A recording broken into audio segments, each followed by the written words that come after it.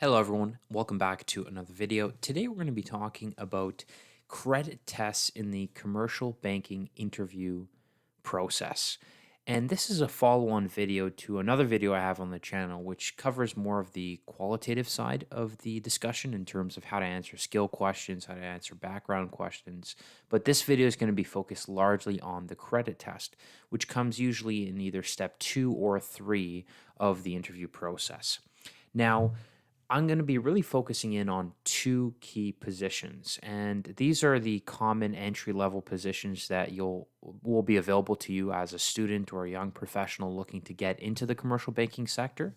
The first is the relationship manager slash account manager role. Those are the two common titles you'll see, and it's really a BD focused role. Really what you're focusing in on is growing the portfolio. They'll give you an existing book of business, where a book of business is essentially a collection of loans that you manage that have already been lent and processed by the bank, in addition to a budget, an annual budget that you need to go out and source 10, 20, $30 million in loans to grow your book of business. So in this role, in the relationship manager role, sales and communication skills are absolutely critical. And it's actually a really good place to develop these skills. When I first started in commercial banking, I was not as confident. I didn't really understand how to sell to business owners. And, my experience through commercial banking helped me solidify that skill. It also helps in negotiation. You're going to be submitting a term sheet to an end client, trying to win an engagement, win that loan for the bank. And you're going to be representing the bank and developing your negotiation skills. You'll be closing those deals. And naturally, at the very core, you also have a technical proficiency in terms of analyzing credits and deal structures and really structuring the loan correctly to win the deal that you're submitting to the end client. Now, another common role is the credit analyst or the credit solutions and support role. And unlike the relationship manager, which is more BD focus, if you start in this area of the market, you're going to be more focused on the underwriting segment, where, really you're providing qualitative and quantitative analysis in terms of supporting lending decisions. And most likely, a credit analyst will work with a senior relationship manager, and they'll be paired with a BD or sales rep. And the sales rep will bring in and manage the customer relationships, manage the existing book, while the credit analyst will underwrite the loans with the support of the relationship manager. So in this role, verbal and written communication skills still remain critical. Financial modeling skills become a little bit more important. And obviously, the proficiency of understanding credit and structuring loans remains at its core. So in both roles, whether you go into a rotation program that puts you in a relationship management role, or you find yourself in a credit analyst role, understanding how to structure deals and understanding the basics of credit underwriting are critical to securing that position. So this is the point of this video, and these credit tests apply across both positions and majority of the entry-level positions that you'll see in the commercial banking world.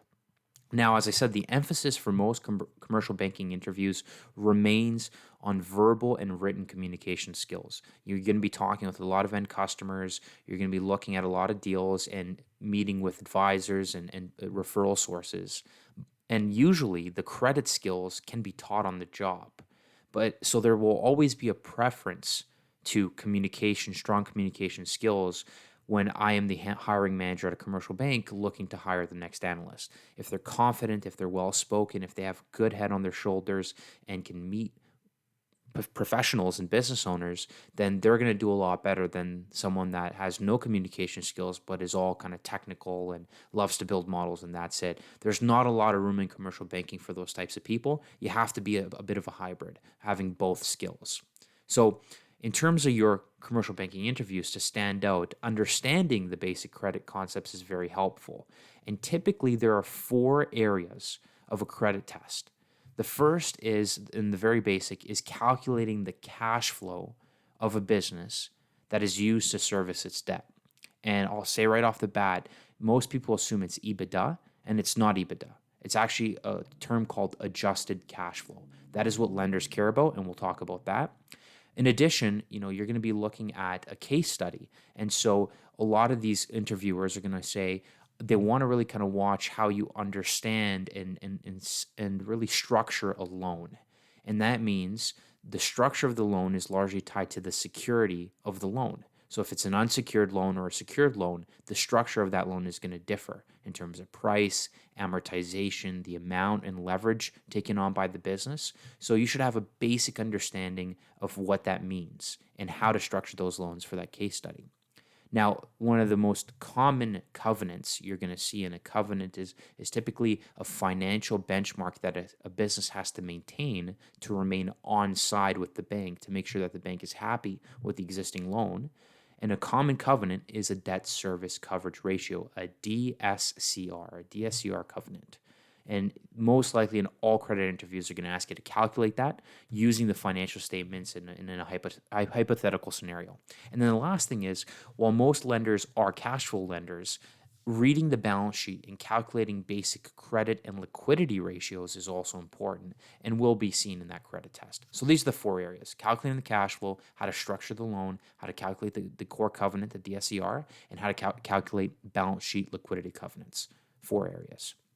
So let's start with area number one, calculating lending cash flows. So as I said, most A lenders are cash flow lenders, meaning that they will analyze a deal based on the cash flow supporting the loan, not the asset backing the loan. And what that means is that a lot of lenders want to look at the historical performance of the business and calculate the cash flow that is available for debt historically and compare it to the amount of debt that they're proposing to lend to that business. And if the historical levels indicate that, yes, historically this business could support the amount of leverage that we're suggesting we want to put on the books, then they'll be comfortable with that. It's not only about the security of the loan, it's actually about the historical servicing of the loan that matters to lenders. Now, this differs for high interest or private lenders. With private lenders, to really get a high interest loan and to be competitive in that marketplace, it's lending to businesses that may not meet standard bank standards, meaning they may not have historical servicing in place, but they have an asset that you can lend against. So that's what I mean. Most big banks, like the Canadian banks, like a Scotiabank or an RBC, or in the US, a JP Morgan, they will look at the historical cash flow of the business to justify the loan. But a private lender, a private money lender, or like a hard money lender, they're really looking at, as the name suggests, hard money lender, the hard asset, the asset that they're lending against. So EBITDA is not the benchmark used to calculate the cash flow and analyze the historical cash flow of the business. It's actually the adjusted cash flow, ACF. And so to calculate ACF, you start at the bottom of the income statement and you work your way up. So you start with net income. You don't add back cash taxes. So taxes are not added back, unlike in EBITDA, because if you're servicing a loan, you also still have to pay the government their fair share of taxes. So historically, even if we put on this debt, you wouldn't need to stop paying taxes. You'd still pay taxes. So taxes are not added back in the lender's eyes. You add back net income, you add back any non-cash charges like depreciation and amortization, various write-downs on assets that are one time. You add back historical interest on long-term debt and capital leases, and then you factor in that the future interest for the new debt that's being put onto the business when you're analyzing the DSCR covenant. You add back non-recurring expenses such as FX gains or losses on disposable of assets as well. And the reason why non-recurring expenses or gains are normalized and backed out of the statements is that they're not the core cash flow generated by the business. A lender cares about the core cash flow that the business generates, not the one-off sale of an asset and booking a $50,000 profit on that sale, because that won't happen in the future. So they're looking for the core sustainable cash flow of the business. So any non-recurring expenses are backed out. You then adjust for an interest tax shield. So while a lender does care and does factor in the taxes that are paid and nets the adjusted cash flow against the taxes, if you're putting on more leverage on the books, there's going to be future interest paid that's going to reduce the amount of taxes that you pay. So you adjust down the amount of historical taxes by the interest tax shield. And I'll talk to you about that. And then lastly, the CapEx of the business is essential. A lender, unlike an M&A buyer, is not looking at the EBITDA. They're looking at what is the net cash flow available to me as the lender after the business owner takes care of their necessary expenses. Necessary expenses mean the taxes paid to the government. You always pay the government. And two, the expenses required to sustain the business's equipment to support the cash flows moving forward. So lenders look at the net impact of the free cash flow after capex and taxes. So those are the two differences between a traditional M&A investor that would look at EBITDA and a lender that looks at more adjusted cash flow. So in this scenario, here's a quick example. You start with the very bottom of the income statement. You add the net income. You don't add the taxes. You add the interest on long-term debt, on the historical long-term debt. You add the amortization and depreciation, which is a non-cash charge. You back out the gain on the sale of the piece of equipment. This is a one-time sale. It's not expected to happen again, so you back that out. You add the FX loss because, again, the currency fluctuations go up and down, and that it distorts the true cash flow potential of the core business. Again, these are charges that happen are not recurring and are either on or off. Then you add back the tax shield, which I'll show you the calculation in a future slide, but here's just the example is $10,000. And then you back out the CapEx forecast, the capital expenditures required to sustain the business, which the business owner in this scenario has suggested is $75,000. So you sum that all up, and that's your adjusted cash flow. Now, 9 times out of 10, the EBITDA of the business is going to be higher than the adjusted cash flow. So from a lender's perspective, when you're talking about EBITDA, it's not relevant to them. They're really looking at the net cash taxes and CapEx amount, which is adjusted cash flow. So, I've kind of already discussed this, but why are cash taxes not added back? Lenders must account for all cash expenses to be incurred. The government always needs to be paid back first. Deferred taxes, however, can be added back because they're a non-cash expense. Deferred tax is an accounting treatment to defer some tax that would be incurred today into the future. And it's deducted off the financial statements, but no real cash is being cut from the business to the government. So you actually add back deferred taxes, but cash taxes that are paid are not added back.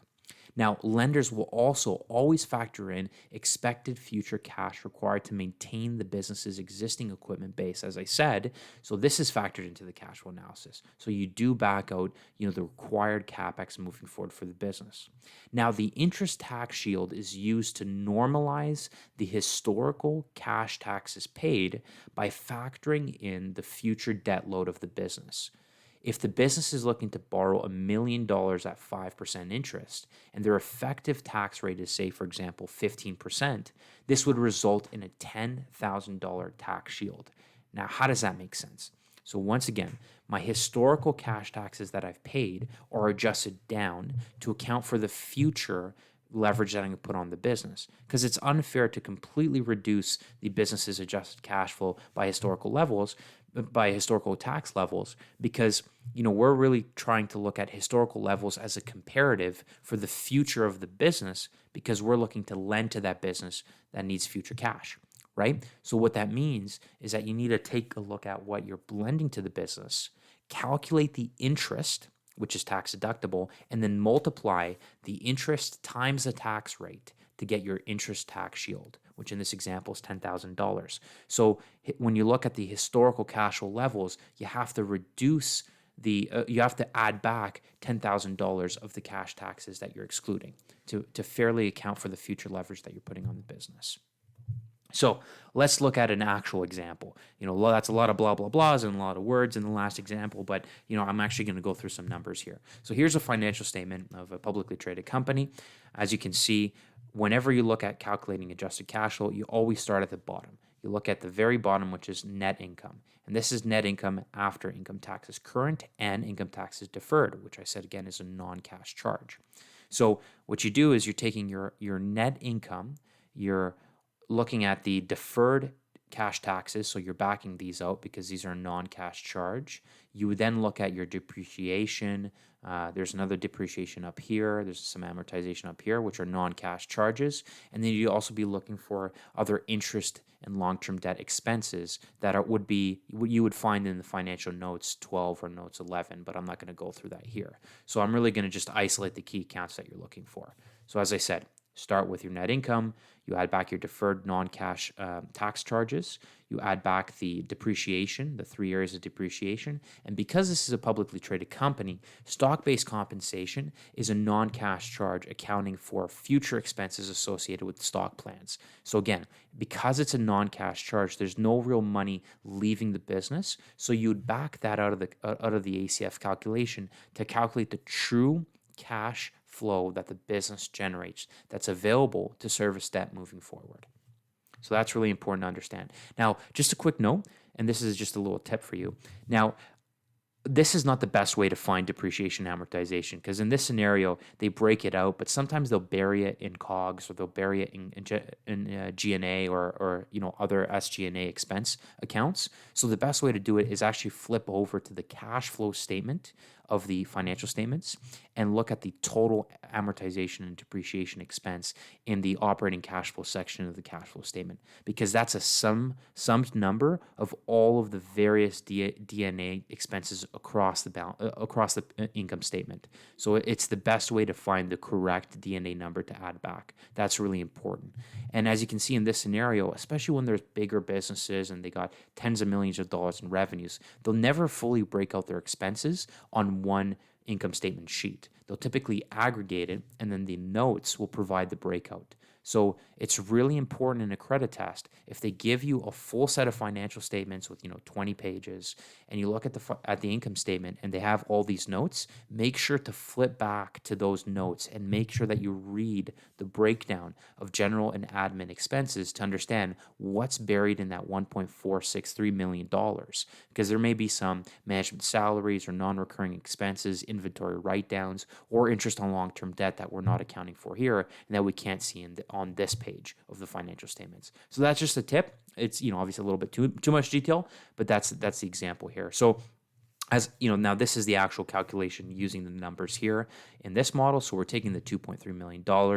We're adding back the interest on the lease liability, which in this scenario you can't see, but it's buried in note number 12. So I've done it for you already. We're adding back the depreciation. We're adding back the amortization of the right of use assets, which is in the COGS section. We're adding back the non-cash stock-based compensation adjustment, the depreciation in the OPEX section. We're adding back the non-cash income taxes that are deferred, so they're not non-cash. And then in this scenario, we're assuming that they need about $100,000 a year to support the assets of the business, to maintain them and invest in maintenance capex. And then we're also backing out an interest tax yield. Now, this $40,500 is calculated right over here. So in this scenario, I've kind of given you just an example. Say, for example, the company wanted to borrow $6 million, and we're going to lend it at 4.5%. So $6 million times 4.5% is our annual interest rate. And if the effective tax rate of this business is, say, for example, 15%, you would then multiply $270,000 by 15% to get your tax yield. And that's the number that you add back to normalize the cash taxes historically in the business. So when you sum all of this up, the adjusted cash flow of this business is $2.48 million. So that's really how you calculate the adjusted cash flow for this business up here. Okay? So moving on to the second section, which is understanding the types of loans and how to structure loans. So if you wanted to group the countless types of loans there is out there, in the commercial banking world, the four common ones that you're going to come across are working capital loans, equipment loans, real estate loans, and cash flow, or they're also called unsecured loans, where there's no real security, you're just lending against the business. So these are the four common loans. Each type of loan has a different amortization, price, and risk level, because the higher the risk, the higher the amortization. The more security, the lower the interest rate, right? So you want to make sure that as the risk level of the loan increases, there's a proportional increase in the interest rate of the loan to price in that risk. Now, a real estate loan is less risky than an unsecured loan because they have real estate that they're lending against. So obviously the price of this real estate loan is going to be a lot less than an unsecured loan. So that's kind of just the basics there.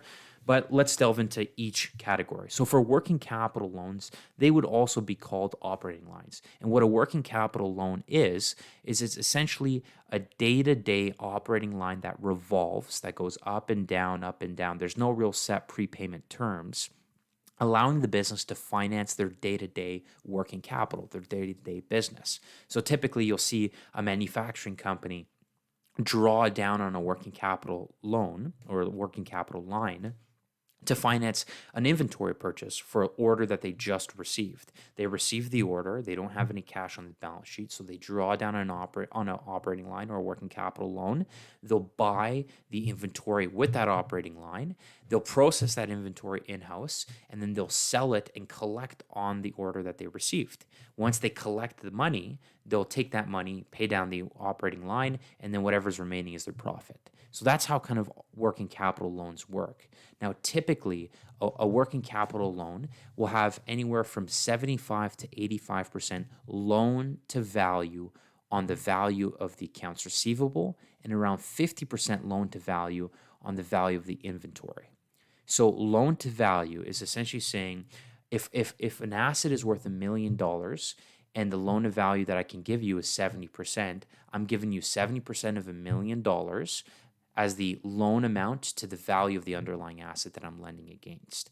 So for very good, strong, stable valued assets, the loan to value is naturally higher. But for less liquid assets that may be more susceptible to value changes, like inventory that goes out of seasonal demand or loses its value over time, the loan to value would be lower. So accounts receivable is something that's really liquid that gets collected on every 30 or 45 days. So the loan to value on that is 75 to 85% on average for a working capital loan. But with inventory, because it's less liquid, because it doesn't trade as much, or it could potentially lose its underlying value as the longer you hold on to it, the bank and the lender usually will give lower loan to values on inventory. So you'll typically see loan to value at 50% for inventory. From a pricing perspective, pricing is very low for working capital lines because you're lending against fairly liquid assets. So it's typically the bank's interest rate, which they borrow from the government at, plus a spread of anywhere from 0 to 1.5%. So give or take 3 to 4%. And in terms of amortization, as I said, there's no set terms. There's no prepayment terms. It's revolving. It goes up and down depending on the business's need. Now, equipment loans, there's a better underlying value asset there that doesn't change as much, but typically they work on fixed terms, right? Where you're going to repay the equipment loan. It's not revolving. So the security is the charge against the equipment. So when you're borrowing against a piece of equipment, the bank will register a specific charge against the VIN number of the equipment. And this VIN number is a global standard used to track the identity of the assets when they were sold from a dealer or when they were sold from the manufacturer to the end customer. That VIN number, your name's registered to it because you're the owner of that asset. And so the bank will register against that VIN to make sure that they track you, the owner of the asset, and what you do with it because it's now their underlying security. Typically, the loan to value, because the value of the asset is so good, is anywhere from 75 up to 100% loan to value. So if you buy a piece of equipment for $1 million, you can borrow up to $1 million in an equipment loan against it. Now, because the loan to value is higher, and because the overall risk of the loan is the liquidity of the assets a lot less liquid than say for example accounts receivable, the interest rate is higher. So the bank interest rate in this instance is anywhere from the banking rate plus a spread of 2% and more. And I've seen equipment loans go from 4% up to 14% for high risk trucking companies. So it all depends on the borrower. And in this scenario, it's non-revolving. They typically amortize at a rate of anywhere from 7 years up to 15 years in amortization for very high valued assets. Now, real estate loans are typically loans that businesses will borrow to either buy investment properties or the property that they operate in today. And similar to an equipment loan, the security for the bank is that they will register a charge and a lien against the property. So you have title and deed of that property, and the bank will register a charge against the title of the property, indicating that yes, he or she owns this property, but they have a mortgage outstanding against it, and we have a charge against the property if they don't repay that loan. Now, typically, real estate loans will range in loan to value. Some are, 65 to 75%, and they'll go up to 100% for, very good AAA customers. So the loan to value on real estate is very similar to the loan to value on equipment. Now, unlike equipment, the pricing on a real estate loan is a lot lower because the value of the underlying asset is a lot higher. So there's a lot more security to be had as the lender. So typically, a real estate loan, you'll see rates anywhere from the banking rate plus a spread of 1 to 3%. So all in, you'll see maybe rates go from 4 to 5%. So a equipment loan is 4 to 15%. A working capital loan is 3 to 4%, and then a real estate loan is probably 4 to 5%. Now, cash flow loans are the riskiest of the four here. They're completely unsecured, and they typically finance growth. They finance working capital. They finance M&A and buyouts, things that are intangibles. There's no real tangible underlying asset outside of the business itself that's borrowing the money. So a lender is a lot more focused on the historical cash flows in an unsecured loan scenario, and they also charge more. So the security for a cash flow loan is typically a charge against the business. The loan to value ultimately depends on a ton of factors. The historical cash flows of the business, the net worth of the borrower, the outlook of the company and the industry in general, and the synergies of the underlying deal. If they bought a company and there's a ton of synergies, the bank may give you more than if you use that money just to fund yourself a dividend, and there is no real purpose to borrowing the money. Now, as I said, because the loan is riskier than all the others, their rates will be the highest. So typically, you'll see cash flow loans go anywhere from 5% interest up to 9-10% interest for the riskier loans. And the amortization is a lot shorter. Because the risk of the loan is high, the bank wants to get paid back faster. Versus for a real estate loan, where there's a ton of security and there's a ton of protection, they're not as interested in getting paid back as fast as they are in a riskier unsecured loan. So amortizations on the cash flow loan will go from 5 to 10 years. Amortizations on a piece of real estate can go 20 to 30 years. It's very similar to residential mortgages. So it all depends again. Amortization and pricing fluctuate with the risk level of the loan. A higher risk equals a shorter amortization and a higher price. So let's look at structuring a loan. So say, for example, there's a steel importer that has approached you as the bank to borrow money to finance their inventory and access a bit of working capital. Now, the company's adjusted cash flow has already been calculated in this scenario. It's $1.25 million. The business has no debt today, and the company has around $5 million in inventory and $750,000 in insured accounts receivable. Now, in most instances, a company is going to come to you as a banker and will specifically know what they're looking for. So in this scenario, the company is asking for a $3 million operating line and a $3 million term loan. Can they afford this? So for your bank, operating lines are about 3% interest, cost about 3%. And unsecured loans are about 6%. So I've given you the pricing already, so there's not a lot of uncertainty there. And your bank typically requires a minimum 1.2 debt service coverage ratio to support the loan.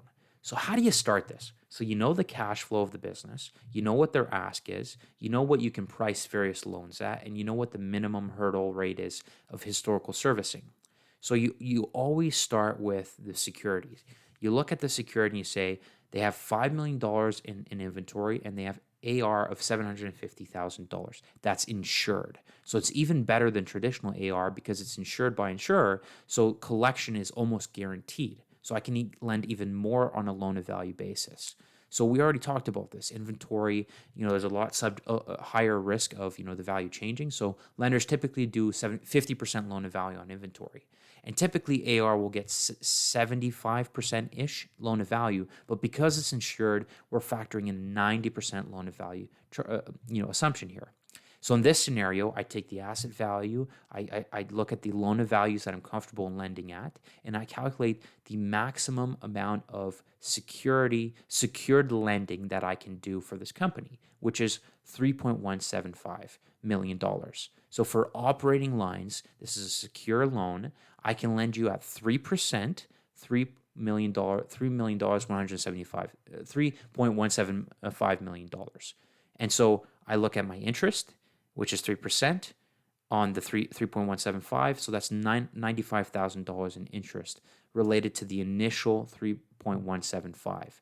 Now they're looking for $3 million in an operating line and $3 million in a term loan. So I'm more than comfortable in giving them the operating line. Now let's look at the term loan. Now the term loan has no assets to borrow against, so it's really an unsecured loan. So the additional $3 million that I need to lend to this business will be priced at an interest rate of 6%, and there will be an amortization of 5 years because unlike an operating line that doesn't need that doesn't need to amortize, it's interest only. For a term loan that's unsecured, I need to amortize that term loan. So I'm factoring in a 5-year amortization, and I'm factoring in a 6% cost of money. So this is how you structure the term loan. So realistically, just starting from the beginning, I know the customer's ask. I look at the secured assets first. I look at how much maximum amount of leverage I can give them on a secured basis, which is the cheapest money. And then whatever the net amount available is, that's the unsecured portion of the ask. And then I factor in the unsecured cost of that money. So $3 million divided by 5 is $600,000 a year. That's the annual amortization amount for the loan, plus $3 million times 6% is the annual cost of the interest in the first year of the loan. So $600,000 for the principal plus $180,000 for the interest is $780,000 for the P&I of the loan. So when I add my operating line interest plus the cost of the term loan for the unsecured portion of the deal, my total P&I is $875,000. So now I can finally calculate my DSCR because we already know a DSCR is the cash flow of the business divided by the P&I of the business for the debt that you're proposing to put on the books. They have no debt today. They have $1.25 million in the numerator, in the debt, in the profit of the business, and the denominator we just calculated, which is P&I, $875,000. So the numerator, ACF, divided by P&I for the proposed ask is $875,000. So my DSCR is 1.43. And my minimum requirement to lend to a client is 1.2. So I'm over the DSCR level, and therefore I'm comfortable in giving this business a $3.175 million operating line, which exceeds their ask of $3 million, and a $3 million term loan. So I'm very competitive. I'm delivering exactly what the customer is getting. Here's your rate. Here's your amortization, Mr. Customer or Mrs. Customer. This is what we can do as the bank. And that's how you structure a deal. You start with understanding the value of the business, which is A, the value of the assets, plus B, the unsecured portion. And then you calculate the secured and unsecured loans and combine the P&Is to determine what is the maximum amount of leverage that this business can take on, and if the ask is reasonable based on their ACF of 1.25 million or whatever it is in the case study. So that's how you structure a loan. So the third section is DSCR. We kind of already went into it. I kind of talked to you about the ACF divided by P&I, but here's the actual true definition. So debt service coverage ratio shall mean the ratio calculated by dividing A, the numerator, by B, the denominator. So the numerator is the sum of net income, deferred income taxes, amortization, depreciation, interest on the term debt and capital leases, plus any non-recurring or extraordinary items that can be added back, and that would be approved as a lender because a lender needs to sign off on those non-recurring charges. So realistically, A is ACF. We've already gone through the exercise, but this is the actual legalese wording of how this is seen in a term sheet. Now, B, the denominator, is the P&I, the sum of regular payments of principal and interest made on the term debt and capital leases all over the last 12 months. So you're looking at the annual ACF divided by the annual a P&I to calculate your DSCR. So going back to the previous example in the first case study with the publicly traded company, we calculated the ACF. We went through that exercise, and you can flip back to a few slides before.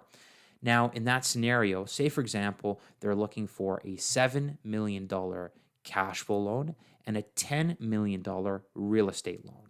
So let's once again get a good let's learn once again the amortizations. Because it's a cash flow loan, because it's unsecured, the amortization is going to be shorter at 7 years compared to the real estate loan, which is 25 years because it's fully secured by property.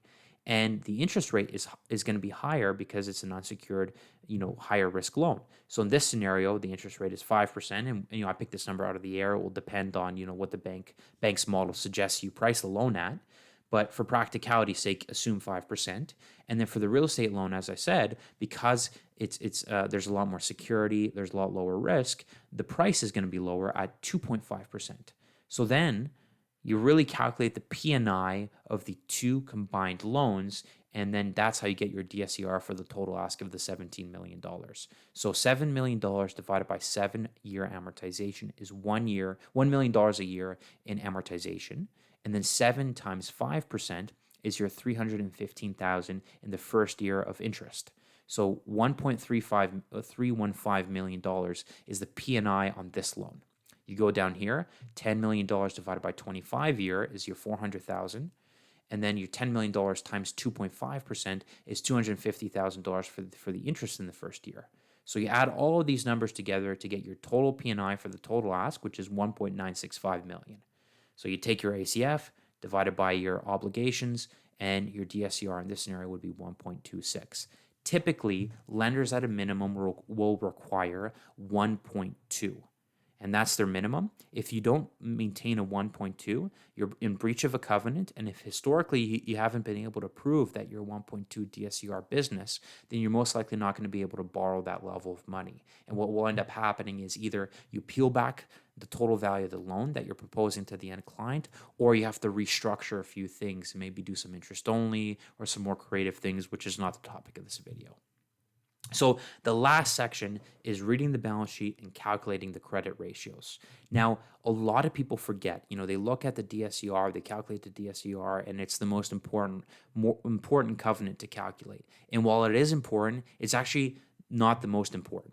So when you're running a business and the actual mechanics of running a business, you need working capital to run the day-to-day. Working capital is cash, inventory, accounts receivable that can be leveraged by an operating line to fund the obligations of the business.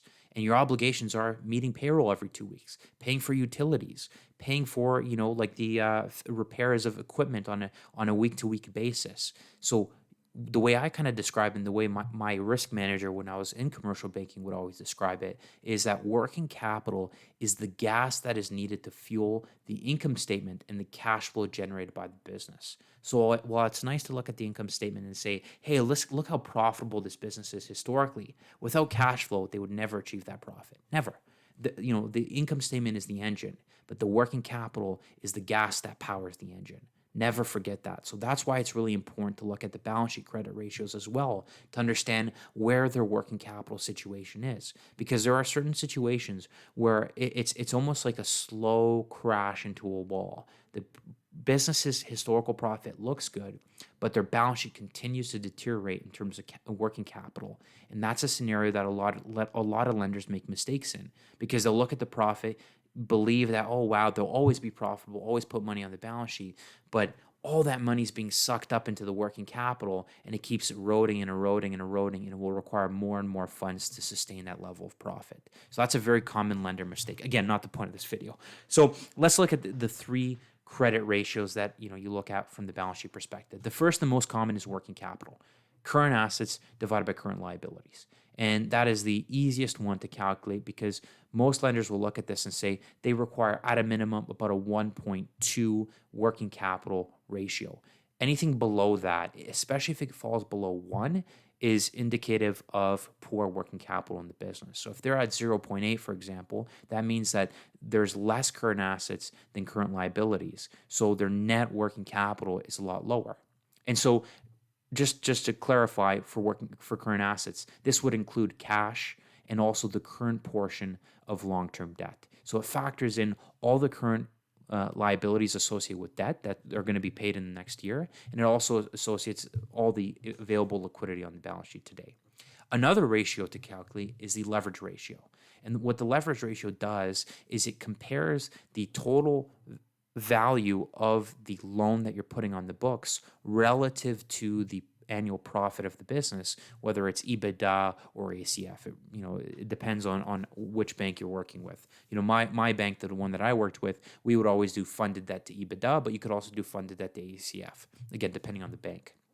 So what funded debt does is it includes all the money borrowed that bears interest, short-term, long-term, current portions of debt, and anything else that is considered an obligation that is interest-bearing. And so it provides a very clear view of year over year how the leverage ratio changes. And so if you look at the last 3 years, for example, and the leverage ratio is increasing from 2.5 to 3.5 to 4.2, it's like, whoa, okay, either they're putting on more debt or they're losing profitability. And then you flip to the income statement and you can confirm that assumption. So the income statement and the balance sheet actually feed into each other, especially when you're looking at the balance sheet analysis. And then the last leverage ratio that you can look at is the funded debt to tangible net worth. So, as I said, funded debt will include all interest-bearing obligations. And what tangible net worth does is it's the balance sheet equity. So you'll look at the retained earnings plus current earnings, less any dividends, and any types of advances from shareholders and related parties. So the actual definition is paid up capital, so the upfront capital to start the business, plus retained earnings, plus any subordinated debt postponed to the bank, like a shareholder loan, any advances by affiliated companies like subsidiaries or whatever the case is, any goodwill, and any advances made by shareholders. So these are all considered equity-like investments or true equity that is on the balance sheet. And that really represents the net worth of the business. So when you compare the total funded debt relative to the net worth, you want to make sure, again, it's another tracking feature to see year over year, how does it change? If funded debt is increasing and the net worth is declining, you have many holes in that bucket, and that train is going to hit a wall soon, because eventually you're going to go into a negative net worth scenario, and funded debt continues to increase, and you're going to need to put in more and more equity to support that company. So let's take a look at the final case study looking at these leverage ratios. So now this is another publicly traded company I just pulled out of nowhere, and you'll look at, this is the balance sheet. So to calculate, say for example, just a working capital, it's fairly easy. You look at the current asset section relative to the current liability section. So in this scenario, inventory, trade receivables, prepaid expenses, and cash and equivalents get you $3.38 million in current assets.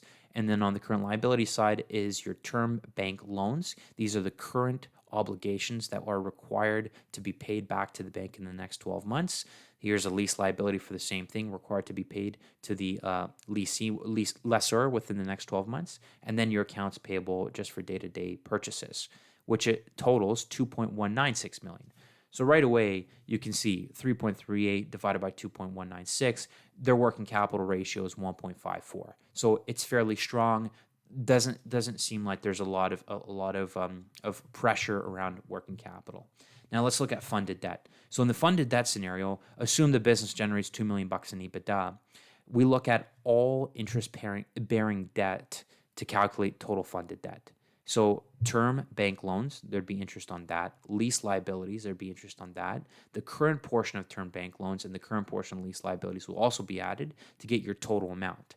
Now let's look at, just for example, deferred tax liability. Is there any interest being charged on that? Probably not, because it's a deferred account, it's non-cash, so that's not considered debt. And in this scenario, I mean, there's others. It'd be, say, for example, a shareholder loan. So in a shareholder loan, the shareholder wouldn't be charging themselves interest on that loan, or it would already be postponed to the bank, in which case it would not be considered funded debt. Funded debt is interest-bearing debt that is related to third-party financing sources. So when you add back all four of these accounts, you get $5.162 million. You divide it by the EBITDA of the business, which is $2 million, and that gives you a funded debt to EBITDA ratio of 2.58, which is relatively okay for a business of this size.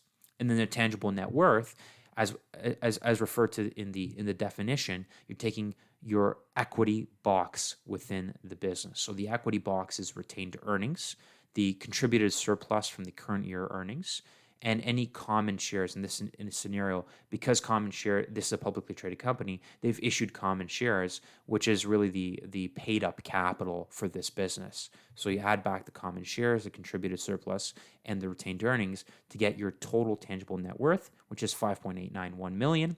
You divide that again by the EBITDA, and that's 2.95. Typically, you want your funded debt to EBITDA and your tangible net worth to EBITDA to be anywhere from, I would say 2 to 3.5.